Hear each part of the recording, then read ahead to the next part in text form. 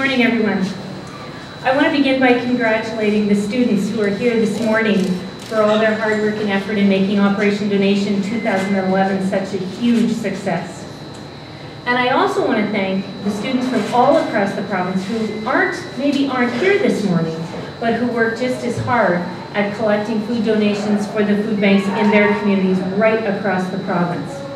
The Manitoba Teachers Society is really proud to be a partner in Operation Donation, and I'm also thrilled to tell you that a few weeks ago we held our annual MTS Curling Bonspiel, and we raised $900 in cash donations for this year's Operation Donation. So that's from the Teachers Society and from our members.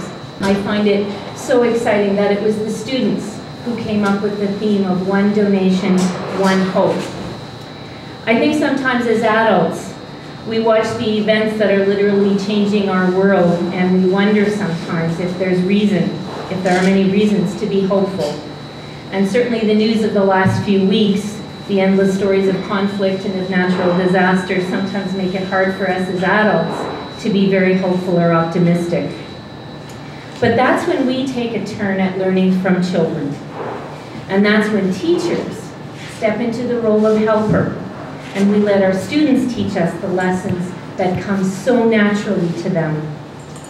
Children so often don't see the barriers, they see the bridges. They look for the good in their classmates, in their schools, in their communities, and in the world. And they believe inherently in the concepts of equity, justice, and empathy. My name is Taylor and I'm from Oakenwald School. It's important for kids to help Operation Donation because there's a lot of kids my age that are starving out there, and I'm really grateful for half, so that's why I think it's important that we can help everyone with food because everyone deserves a good meal.